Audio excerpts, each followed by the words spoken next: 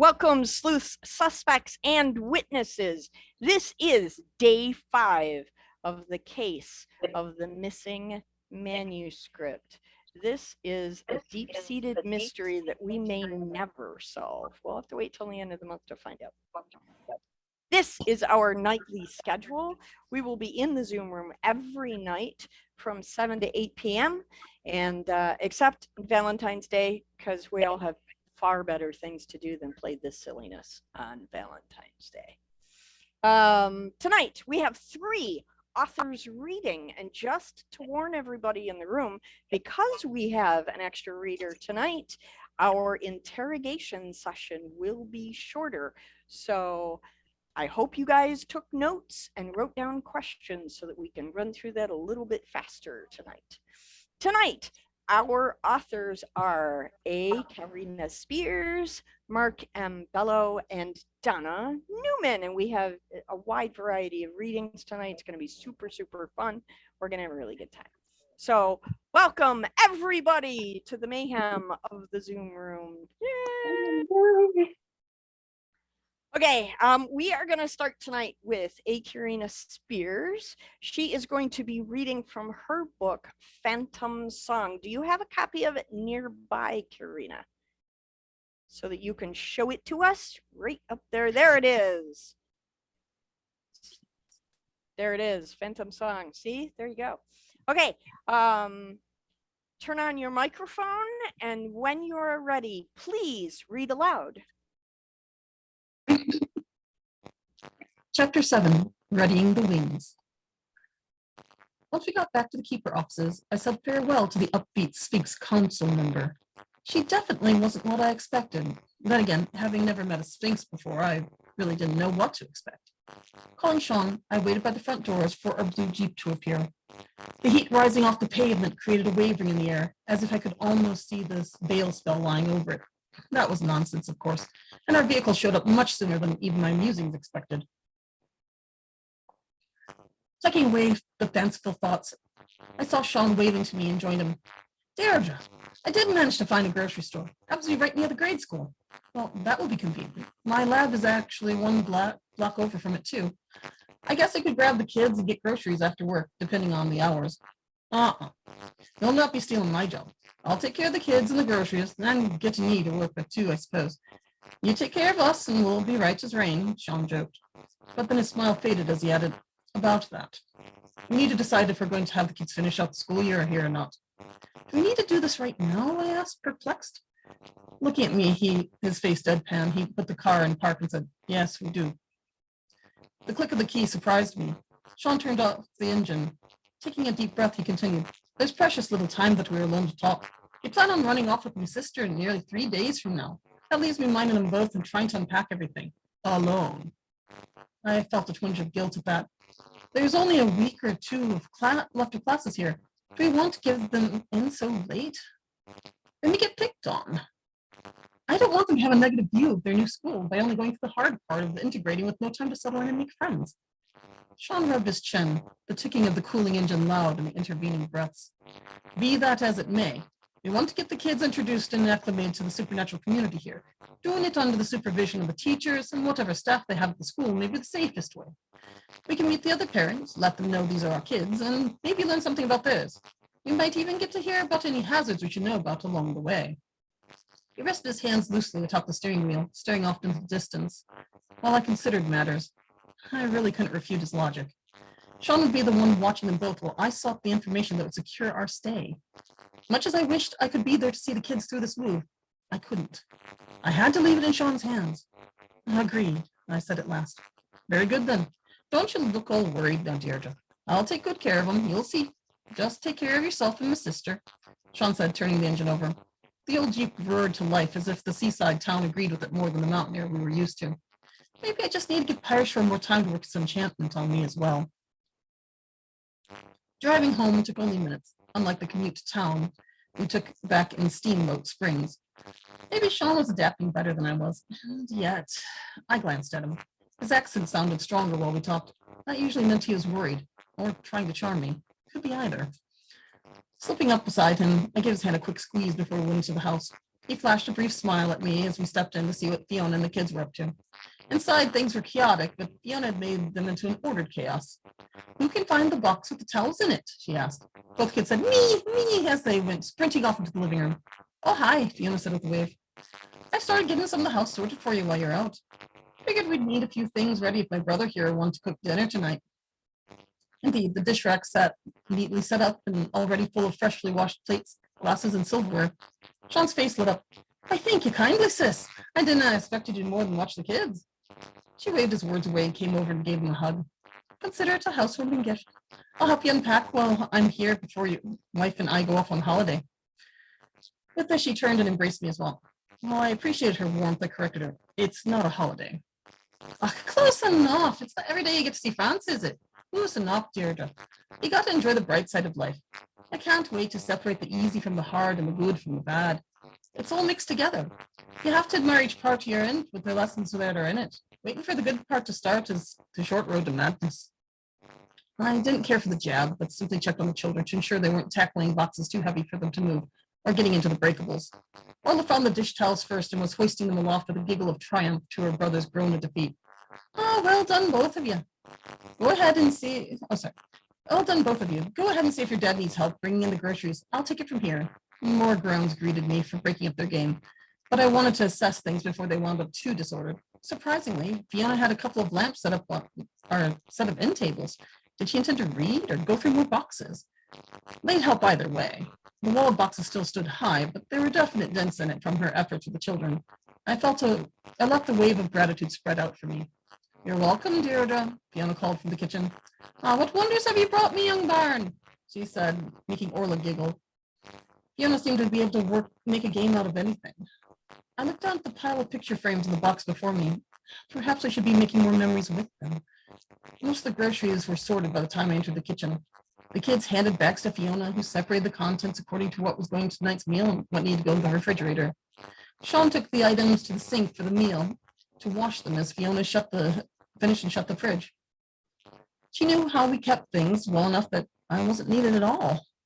A pang ran through me as I thought not to crack the frames I was holding into kindling. Why should I feel like an outsider in our new home?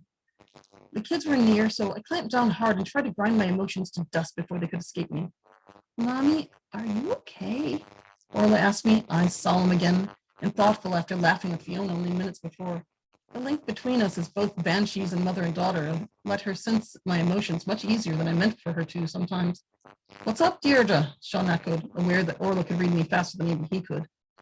Drawing in a deep breath, I looked around at all of them and said, Sean, can I help you cook dinner tonight? He cocked his head in surprise at my request, but replied, certainly, dear. It'll be even luckier if we both work on it. Luckier? Looking at the spread, I realized you planned to make corned beef and cabbage like you usually did for New Year's. Do we need so much luck? I asked him. He looked at the children and back at me. Do you think we don't? I figured I should shut back to our roots as we set down new ones. Besides, making a traditional offering to the Fae might have more meaning in this place. Staring back with a deadpan look, I said, why? Because you can drop it off on their doorstep here? I probably need to look up what quarter they're in if staying in, if so. I got a laugh out of him. If I felt left out before, suddenly I found myself swept up into the swing of things with the rest of them. Fiona dug out the cutting boards she had discovered earlier. Sean handed me a cabbage head and a butcher knife, while he used the Alaskan wound blade and its scooped cutting board for the onions. Don't you want me to do the onions as well? I asked, surprised. Nah, as a banshee, I figured you shed more tears often enough. It's only right that your husband should shed some so you don't have to. Such a small thing, silly in a way. Yet my heart surged because Sean meant it. Every day he tried to lift my burdens in 100 small ways. I hid my smile and let the curtain of my hair hide the tears that threatened to join, lest I ruin his gallant effort. They were happy ones, at least, and while they brimmed for a moment, they didn't fall. I'd keep them in my heart as diamonds of our love. Slicing the leaves into long strips took little time for me. Pausing to watch Sean lift Orla so she could throw the corned beef spices into the pot caused Fiona to claim my efforts and add them in as well. A quick look around located the pepper grinder. I got it to hand off to Finnegan to decide how much to add to the pot. And that's time. That's fine. Thank you very much. You're welcome. Welcome into the room, Miss Amy. So glad you were here. Okay. Next, we are going to hear from Mark M. Bello. He is going to read one of his most recent books. Mark publishes so frequently, I have a hard time keeping up. His most recent that he'll be reading from today is The Final Steps. So, Mark, please turn on your microphone, and when you are ready, read aloud. Testing, testing. We got you. Okay. Go ahead. Okay. You want to see a cover? Yeah, absolutely. There it is. There's A little more Am I center. going that way? There you go. The Let's Final see. Steps by Mark M. Bello. This is a cozy legal mystery with a new cast of characters. Oh, fabulous. Not my usual stuff. So I had Good. fun with this. That's It's even a better. whodunit. Even better. Okay, when you are ready, please read aloud. I am ready. Rosalind's thoughts return from the earlier events of the day to Tyler's current, very tragic and scary circumstances. How did things change so quickly? A man died on campus. Rosalind and Tyler walked side by side, inching over to the building. The yellow crime scene tape impeded their path to the staircase. Security was guarding the premises, keeping onlookers from entering. Tyler, however, was the school's president, and the guards lifted the tape. He and Rosalind ducked under and through, but were not permitted to approach the body. He must have fallen, Rosalind surmised, sickened by the sight of blood dripping down the staircase, pooling on the floor. Not exactly, Tyler responded. According to the detectives on the scene, the way his body is positioned, they believe he was standing with his back to the stairs. That would mean he was pushed. His head cracked against the cement, causing his death. So they believe this was intentional? Rosalind whispered. Yes, Tyler nodded. That seems to be the case. Rosalind once handled such cases as an attorney. She also presided over several as a judge. But it had been a while, and she never expected to be involved in a murder case post-retirement. They always left her with nightmares and headaches, the details lingering in her mind long after the cases were concluded. She was retired and wanted no part of a murder or murder investigation. She'd left that life behind. However, the legal and judicial juices began to flow, and she couldn't resist the temptation to evaluate the scene analytically, as a criminal defense lawyer, cop, or trained sleuth might. The stairwell looked typical, aside from the pooled blood. Those scraps of paper still fluttered about, the piece of chipped fingernail, and that suspicious item, the pen. Is that your pen, Tyler? Rosalind gestured toward a pen lying in the blood pool near the body. She faced Tyler and saw only guilt. His face contorted, and he shifted uncomfortably.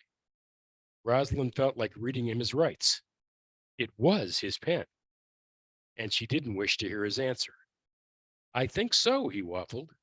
At least, it looks like mine. It's difficult to tell at this distance with all that blood. But Rosalind was positive it was Tyler's pen, the unusual shade of blue that she spent so much time choosing, determined to buy the perfect gift for her friend. She purchased it during a particularly rough time in his life. It had to be unique, perfect, and it was. She'd never seen another quite like it. A pen wouldn't fix what ailed him at the time, but she wanted it to serve as a constant reminder that he had a caring friend out there, someone to count on when he felt isolated. Now, it might stand as something else, an ominous sign of something too terrible to consider. It's yours, she insisted, irritated and suspicious that he would try to deny it. I can see quite clearly that it's yours. Perhaps it fell out of my pocket earlier today. Maybe this morning when I headed for your lecture. But you had it while we were talking, she reminded him. She wanted to let this go. She dreaded the obvious conclusion. She wondered why she pressed the issue. Tyler was incapable of doing the unspeakable. Her mind flickered back to Tyler and Kevin's interaction. Was there something she missed? Or was it so obvious that it was haunting? The tension between them was palpable, more so for Tyler. Yes, he said slowly. I suppose I did. I must have dropped it after the lecture. What are you driving at, Rosalind? I'm not sure I like the tone or the look on your face right now. Rosalind agreed. She didn't like the way she was feeling either. She didn't like asking these questions or being suspicious of them. Yet she couldn't turn away from the obvious just because it made her uncomfortable. After all, it might be crucial evidence in the criminal inquiry. Your pen, Tyler, she concluded, sits smack dab in the middle of a crime scene, right near the body. On top of that, you obviously had issues with the man. You clearly didn't like him much. Tyler was visibly horrified by what Rosalind was suggesting. So was Rosalind, but her legal training and acumen would not permit her to ignore the obvious. What are you insinuating? Tyler grumbled, eyebrows raised, arms crossed over his chest. I'm not insinuating anything, Rosalind insisted. I'm just curious. Why is it sitting there? I didn't harm Kevin, Rosalind, Tyler retorted with a straight face. I can only come to the unfortunate conclusion that I dropped the pen at the very spot where the crime occurred, or worse, someone placed it there. His eyes steeled, a genuine expression that caused Rosalind to believe his words. Tyler was typically an honest man. I'm not capable of killing someone, even a man I didn't like. You know better. I'm not. He lowered his voice to a whisper. I'm not a murderer. I know, Tyler, Rosalind conceded. I'm sorry, she relented. I know you had nothing to do with it. The finer details of a crime have always been my thing. I'm prone to look for clues. I was just reacting to what I saw. I understand your point, Tyler admitted, and why you have questions. He paused, looking incredibly weary, like the weight of the world was hanging over him. I can't explain why my pen is here. Did I hear you correctly, sir? That is your pen? A detective overheard Rosalind and Tyler's conversation. He confronted Tyler. Rosalind and Tyler exchanged an uneasy glance. They were so focused on their own exchange that they ignored the possibility that others were near enough to overhear their words. Rosalind felt guilty for bringing the whole thing to light. She convinced herself it wouldn't matter. Surely Tyler had a perfectly rational explanation for the presence of the pen, or perhaps he had a solid alibi. Either way, he was innocent. Tyler cleared his throat. Yes, it is, Tyler admitted. From this distance, it appears to be my pen. The detective eyeballed him with suspicion. It's been found at the scene. It's evidence. Obviously, we can't return it to you at this time. I completely understand, Tyler assented. Makes total sense. Keep it for as long as you need. A few questions, sir? The detective continued. You're Tyler Guthrie, right? President of the school? Yes, Tyler advised. I'm Detective Reamer. I'm the lead detective on this case. I suspect this won't be the last time we talked. May I ask, how did your pen land in the middle of the murder scene?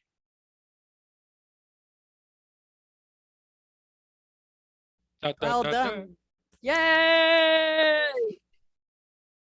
Awesome. Thank you so much. You're so welcome. That's going to be fun to read that new cast of characters. I'm looking forward to that. Andrew, go ahead. Just real quick before, I know that we're about to go on and we're on a tight time schedule, but Mark, could you for a second slap the link where this can be found? I've just searched all over. It can't be found yet. This is the world premiere. Well, that's why I can't find it anywhere. You will see that it has that proof thing on it. Yep. Yeah. This is an author's proof. When does the book go live, Mark? April or May. We haven't decided yet. Okay. Awesome. Wonderful. You'll be among the first to know. When it goes live, post it to our Facebook group. Absolutely. Awesome. All right. So our third reader tonight is Donna Neumann. She's going to be reading from her children's book, I Don't Celebrate Anything. Donna, can you please turn on your microphone and show us the cover of the book a little bit closer so we can see? I like that kid's attitude. It disappeared. You got to hold it right in front of your face. There you go. There it is. I like that kid's attitude. I don't celebrate. Well, she gets made fun of a lot, so you'd be a little snarky too. All right, Donna, All right. when you are ready, please take the microphone and read aloud. Okay. It was the last day of school before winter break. Annie couldn't wait for the day to end, even though it was just beginning. On the bus to school, Maggie asked Annie, "Guess what? Last night we decorated our Christmas tree. Did you get your tree yet?" "No," Annie said. "No, but it's almost Christmas." "I know," Annie said, "but my family doesn't put up a Christmas tree." Maggie's eyes grew wide. "How can you celebrate Christmas without a Christmas tree?" "We don't celebrate Christmas," Annie said. "That's weird. I thought everyone celebrated Christmas." Annie looked out the window, hoping the day would end quickly. But when the bus arrived at school, Annie pushed her way off and ran inside before Maggie could ask her any more questions about Christmas. When she got to her cubby, CJ was eating something from his backpack. "What are you eating?" "Gelt," CJ said. "I got it last night for Hanukkah. It was the first time I got to light the menorah. Mom said I was finally big enough and pretty cool. What did you get for Hanukkah?" "Nothing," Annie mumbled. Annie put her stuff away and walked into the classroom. Christina waved at Annie to come sit by her. "How do you spell mascara?" she asked. "I'm writing my letter to Santa and want to ask for some glitter mascara and lipstick." "I don't know. Sound it out," Annie barked, putting her books down.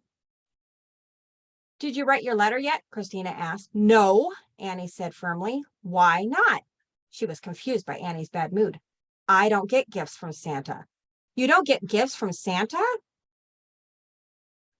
Sorry. "No, I don't get presents." "Really? No presents? That's weird. I thought everyone got presents. Maybe you need to be nicer and then you would get presents." Annie opened her book and tried to ignore Christina. She really could not wait for the end of the day. At lunch, Annie didn't want to sit with anyone. She was tired of questions about presents and why she didn't get any. Campbell didn't notice Annie's bad mood. As he sat across from her, he was humming Jingle Bells. "I love Christmas songs," Campbell said. "Don't you?" Annie just ignored him. "Do you know what you want from Santa?" Annie just kept on eating her lunch. "Are you okay?" Campbell asked. "I'm fine. I don't listen to Christmas music and I don't get presents from Santa." "Really? But do you?" "And I don't get presents for Hanukkah either." And she got up and left the cafeteria. Annie was hoping for outdoor recess so she could find a spot away from her friends, but it was beginning to rain, which meant recess was inside. She looked around the room and saw Michael playing with blocks. He didn't usually talk to Annie, so she figured he'd be good to play with. "Can I play with you?" she asked. Michael looked up and smiled. "Sure. Please don't ask me any questions," Annie thought as she sat down. But as soon as he hit the floor, Michael leaned over and whispered to her, "Why don't you get presents?" Annie sighed. "I don't celebrate holidays," she said in her best calm indoor voice. But she might have said it louder than she thought because now everyone was looking at her. Christopher called out, "Do you celebrate Kwanzaa? My neighbors celebrate Kwanzaa, and they invited our family over for a feast, and it was awesome." Sorry, my thing is going crazy. "No, I don't celebrate anything." The room got quiet, and everyone started whispering to one another. Annie's cheeks got redder than a beet as she heard what they were saying. She doesn't celebrate anything, no presents. Her family is weird. She wanted to cry and scream at the same time. For the rest of the day, Annie tried her best to ignore the excitement of her classmates as they talked about holidays, but she couldn't help wonder if maybe they were right. Maybe her family was weird. And I'm going to stop there. Thank you very, very much. Would you please hold up the cover one more time for us? And there was a question in the chat about what style book this is. This is a picture book. For what age group do you? I teach kindergarten. I've read it to my kindergartners. Awesome. So yeah, but independent reading, probably second grade level. Perfect. And again, this is I Don't Celebrate Anything. And there's some of the pictures. The illustrator did a really good job. Sorry, you can't really see them in the background. Yeah. With my background on. We can go hunt them down though. That'll be fun. Thank you so much, all three of our readers tonight. I love hearing people read stories aloud to me. I really, really enjoy it. So thank you again, everybody, for coming out tonight. Now it is that time of the evening once again. The mystery of the missing manuscript. The sardonic text is missing. Who took it? and why? We have 8 suspects. Chloe Holiday, a mysterious character. Ruby Fink, a psychic. Melinda Falgo, who is a researcher but not in the room this evening. 2 nights in a row, we're not sure what's going on with her. Andrew Smith is an historical author. Amy Kelso is the head librarian. Marianne Wieland is the cafe manager that is right next door to the library. Jules Nelson is the library director, and Deborah Reed is our intrepid reporter. For those of you who have not yet visited one of our interrogation sessions, now is your chance to step away from that 2-sided window and ask your questions of our suspects directly. So when you are ready, feel free to take the floor. We've only got 10 minutes tonight because we had more readers than usual. So make your questions direct and pointed. Julie, go. I have a question for Deborah. Deborah, when you were, working near Chloe, did you notice any of her behaviors being a little shifty or anything? She doesn't talk much, so I feel like she's just kind of like drifting behind the scenes. Yeah, no, she was totally acting weird because she kept acting like she was working on the computer, but there was literally nothing really, Christopher. Isn't that a bit extreme? Anyway, back to Chloe, because yes, she is quite the shifty character, and she didn't have anything on her screen, even though she was pretending to work. Then she left for a while and she came back and she didn't have anything with her, but she acted really frustrated and kind of upset. But when I asked her about it, she just didn't say anything. The plot Yep. thickens. I have a Gary, quick go question. ahead. Gary, go ahead. Oh, go ahead. Sorry. I have a question for Julie. Do you know how much the book was valued at that is missing? Well, it was one of a kind and it was handwritten, so I pretty much think there's not really a value on it. It would be very valuable to a collector. So The I'm amount of the wondering. gift that Melinda gave you, would that be equal to the book? no, the sizable donation that she gave is it's about the same as what one of our other generous donations would come in at, something that would just help us keep our library running. It was not big enough that it would pay for a book. Yes, So the bribe, you mean. yeah.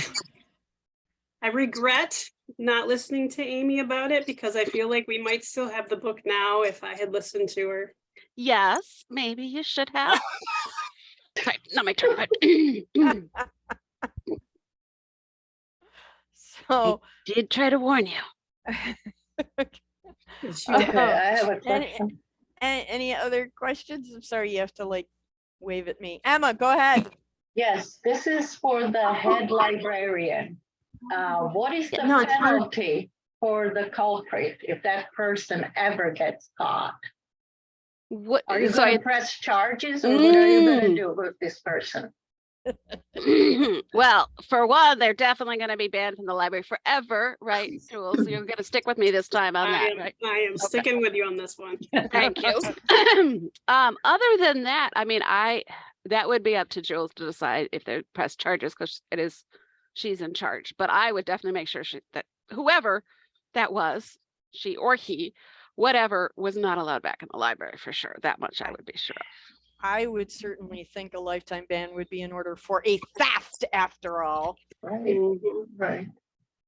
Or donation? Wow. I suppose everything is open for negotiation, right, Julie? I guess.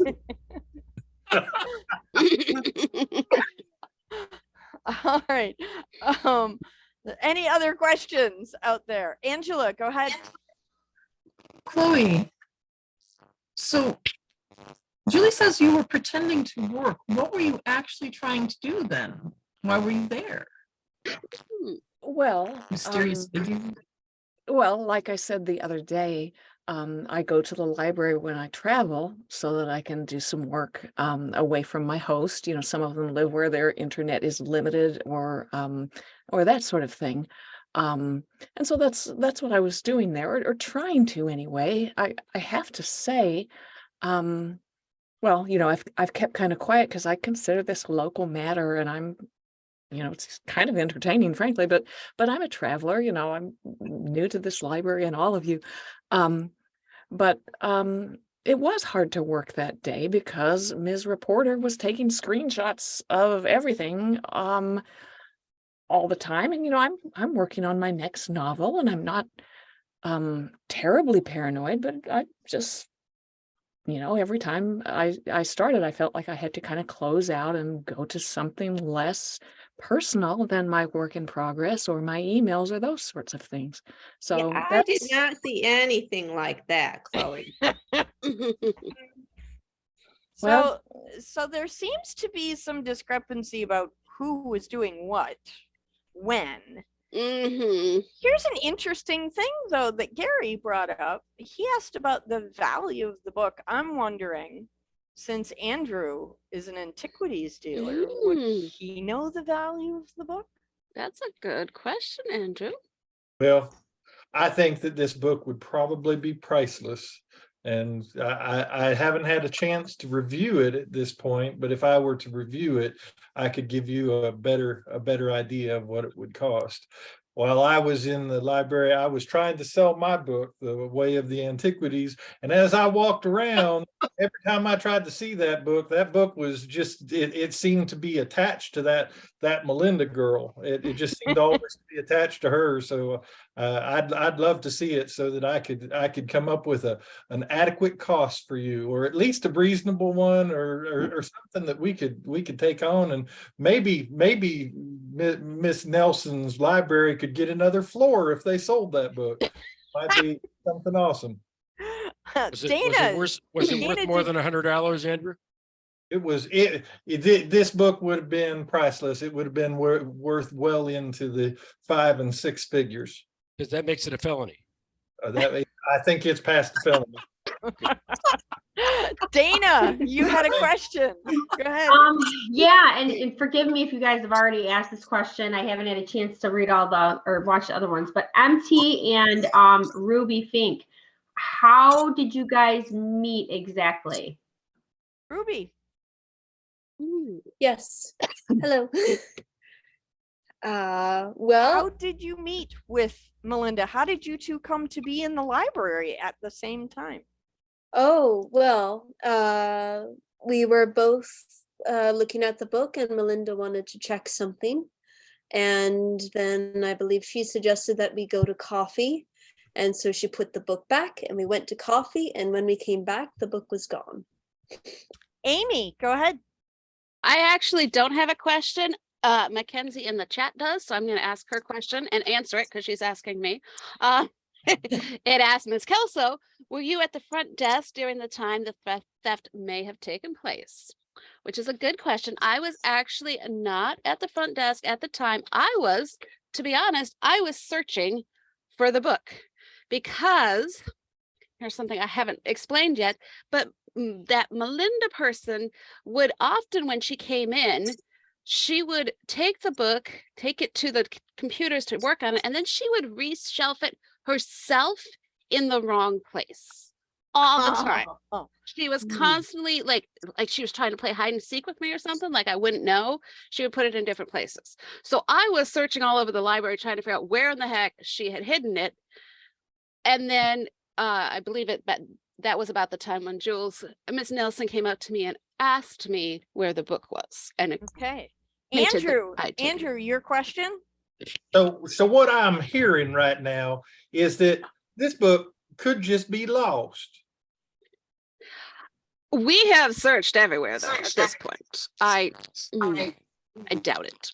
Okay, Mark McCraw, go ahead. So I have a question. Somebody has answered the one Amy was talking about, because I had that question as well, where you were at.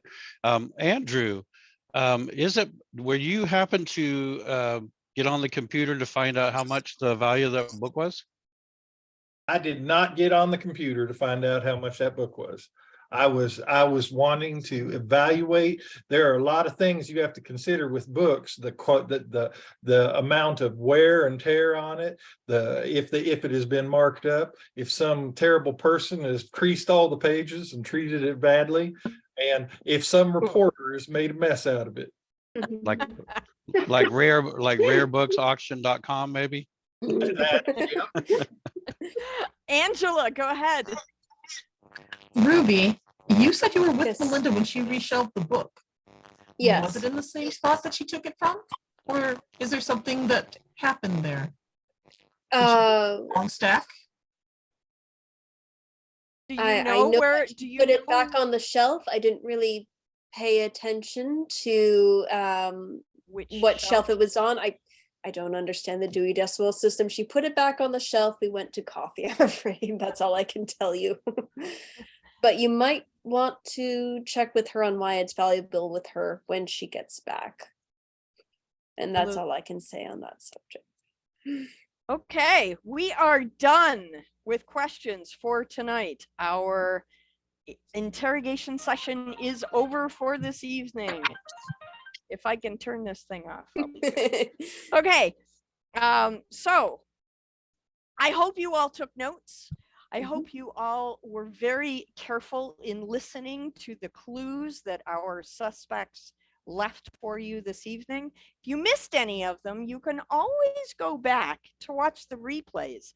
The links are posted on our Facebook page, on our website, and on my podcast page as well, if you prefer audio only. Who did it?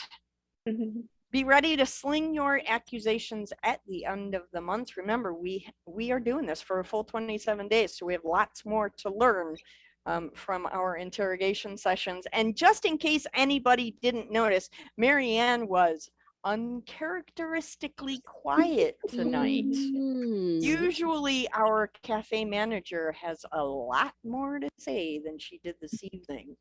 Very true. Just putting it out there. Okay. What's going on, Marianne? Oh, we can't ask tonight. Come back tomorrow. Next week. Tune in tomorrow. So our scavenger Same bat hunt. time, same bat channel. That's right. Our scavenger hunt. Thank you very much to our riddle master, Jacob Bullen. I could not have done this part of our game without him. I'm not great at riddles and he is extraordinary. So every day, go into our website, a new door is open. Be aware that they do not open in order from top to bottom, left to right. You have to hunt around for them. However, when you do open them, make sure you scroll up to the top of the page to see the new window that opens. If you're at the bottom of the page, you'll have to scroll up to see the window to get the clues. Okay. Next, let's talk about this. Emma Palova, you did it. 29 points. 29 points with your fingerprints last night. And as you can see, we are slowly moving around our dead body. The author who reaches the dead body heart first with 100 points will win that really snazzy trophy that Christopher was holding up earlier. Here is where we are in our standings. Emma has 29, Andrew has 27, Marianne has 25, Chloe has 25, and Amy has 23. Andrew is the middle finger again. Just for you, Christopher. So far, we've had 121 witnesses in the Zoom room. So keep those people coming in, tell everybody you know, and ask them to tell everybody you know. The more we share this wonderment and lunacy, the more people learn about our books. And that's kind of the goal of all this. It's time for the nightly loot. Yes, we are going to do the spinny wheel of happiness. This is Emma's favorite part of the night. It is. We are giving away 3 books this evening. Phantom Song by Carina Spears. And Carina, could you please just give me the full title, because I know Phantom Song is not the It's the full short title. form. Say It's again? a keen mind and a phantom song, because we're dealing with a researcher who's a banshee. So she has a keen mind and she does keening, and a phantom song because that's what she's pursuing. Awesome. Thank you so much for that. Mark Bello, The Final Steps. His book will be coming out this spring. Watch for that to be posted on our Facebook page when it comes out. And Donna Newman's I Don't Celebrate Anything. And I got to tell you guys, the pictures in that book are really stunning. If you get an opportunity to look it up, please do. The illustrations are fantastic. Okay, while I am doing the final setup of the spinning wheel, we have another question. Tonight, because we have an overwhelming number of authors in the room, I would like the authors to respond to this question. Again, this is lightning round, so that means quick while I do my thing. What comes first, plot or character? Donna, you go first. Plot. Plot. Okay, Marianne, plot or character?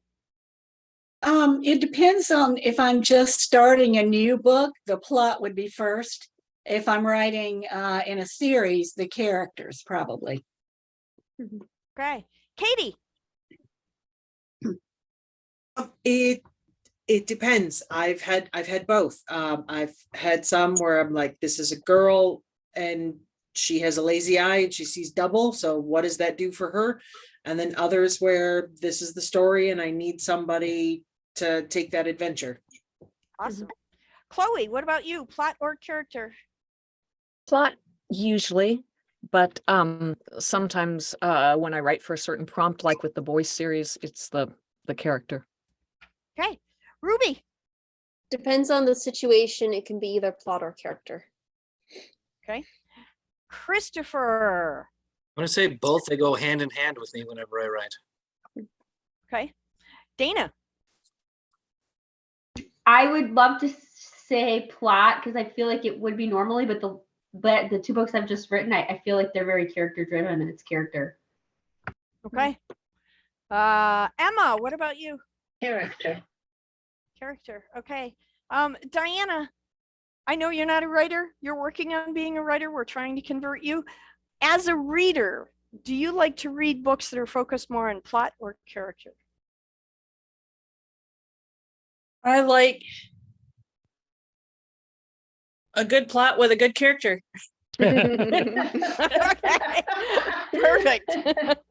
See, she's so wonderful. She reads all of us and she's fabulous. Is she a law student? I am not. Deborah. I'm an engineer. Deborah Reed. Usually plot, especially if it's with young adult, especially with the short horror stories I write, though a lot of times character comes first because there is someone I have met or talked with someone about, and I just think that they deserve a story, not always with a happy ending. Yeah. Yeah, we're all going to collaborate on a book about Andrew. That'll be fun. Okay. Mark. Okay. I have all of Mark Bello. Well, I would answer it the way Marianne and Deborah did. For the series, a lot of characters already exist, so it's the plot. For the new book, it was very much who am I going to introduce, but I also had the plot already in my mind about it had nothing to do with Idaho. It was coincidental that I had a murder on campus, which I thought was unfortunate, actually. It looked like a shameless steal, but I had the plot in mind, and the question was, is it going to be a Blake novel or is it going to be some new character? And I decided new characters. So awesome. I don't know if Very that cool. answers your question. We're all really excited about reading it too. We love new Thank you. books. Jen Rinaldi. I'm a right-brained artist, so it's always riding by the seat of my pants, and it's always the characters. Okay. Angela. I have to say, I start with a kernel, the base idea for the plot, and then I create the characters and then fill it out. most of the Okay. time. So the characters sort of come in very soon, but I find I have the, is it going to be a starship going through space facing fuel issues or something? That part comes in and then the characters. Okay. Andrew. I'm a weirdo. Characters come first, which create the plot, and the plot develops the characters further. So they're tied together very tightly. I write in a similar way. Gary. Mostly, I would say character is, I look at it and there's got to be something about people that fascinate me and I want to dig deeper into it. Very cool. Julie.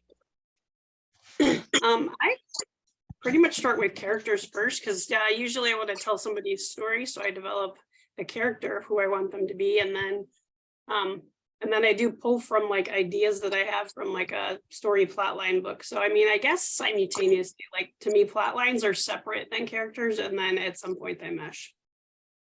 Okay, Jennifer Rains. I was going to say, could I say theme, and then characters, an idea rather than a whole plot. Okay.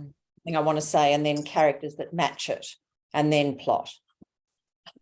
Works for me. Mark McCraw. I would say characters because a lot of my books are based on my children and grandchildren's experiences. So character. Okay. Amy. I am a character person all the way, although part of that is kind of cheating because all my characters so far, at least, are somehow based on me. So it's like, okay, what kind of a situation am I going to write about myself now? Okay. Based on, but semi-autobiographical fiction. I like that. Yes. Very cool. Star and Mackenzie, you both have your microphones off, but if you could tell us in the chat if you prefer character or plot-driven novels, we would love to hear from you. Okay, here we go. We are gonna do the spinning wheel of happiness. All right, I'm gonna share my screen, and just for giggles, I'm gonna make sure that don't do that. I almost turned it off, you guys. Okay, here we go. I'm gonna double check that the sound is sounding. There it is. Okay, here we go. We are gonna spin the wheel 3 times. The first one is for Carina Spears' Phantom Song. Then we're gonna do the final steps from Mark Bello. And then we're gonna do I Don't Celebrate Anything. I love being that petulant child. It's so much fun. From Donna Neumann. And here we go, spin number 1.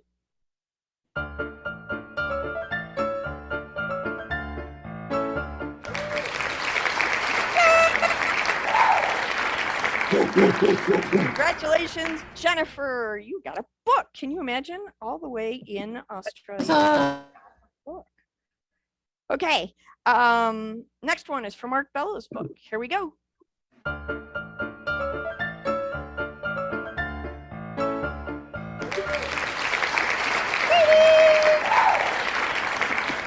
just can't believe it. Congratulations. Look, it landed on Christopher. Jeez, I really read it wrong. Christopher. Okay, Christopher, because this book hasn't released yet, Mark will be sending you another copy of Something Mysterious. Okay, and Donna Newman's book is our third spin.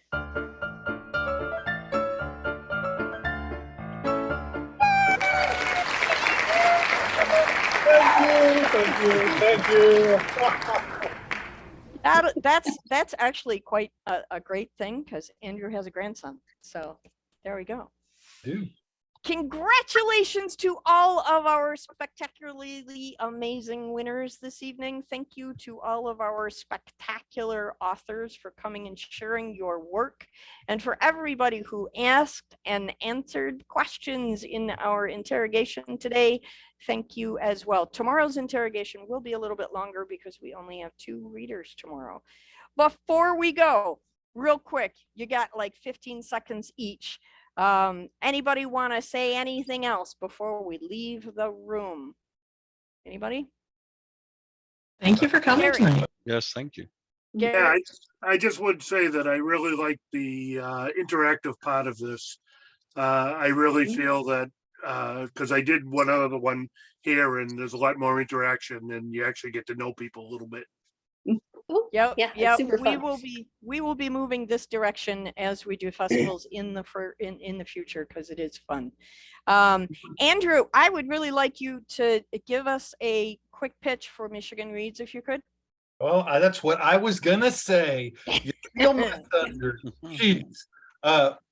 So if you are an author and inside of Michigan, and even if you're not inside of Michigan, there are things to consider not being announced yet.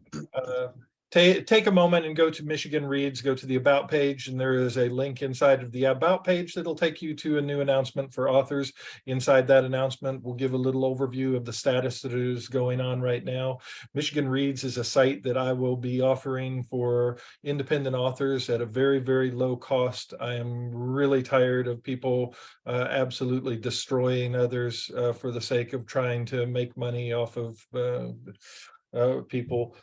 This has been a really fun journey so far, and Engar and several others have been on there. I can't really say if they've got sales, but I can say I have been on 2 calls where it's been called out to me that they have seen Michigan Reads on the state, on billboards and on other media where I have been advertising it, trying to compile enough numbers so I can prove that there's either value or there isn't. At bare minimum, it is a site that you can post your book at, that you will have a easy place to say to people that that you can get to my book quickly on Michigan Reads. By going to that site, there are several books there already. I will be introducing a number of new authors over the next month and trying to help everybody forward. Everybody, as an independent author, if you think that your book is the most important thing in the world, you've got to remember that I read a 260-page book the day before yesterday in less than 3 hours, and your book is done, and there are other books to read out there. There are people who are reading a lot of books all the time. Why not bring everybody together? So I am trying to help everybody advertise. I know there'll be some books that won't be perfect for this, but it'll work out as a positive for all of us. Awesome. Thank you, Andrew. That is, again, michiganreads.com. Go check out the site, learn more about the amazing work Andrew is doing.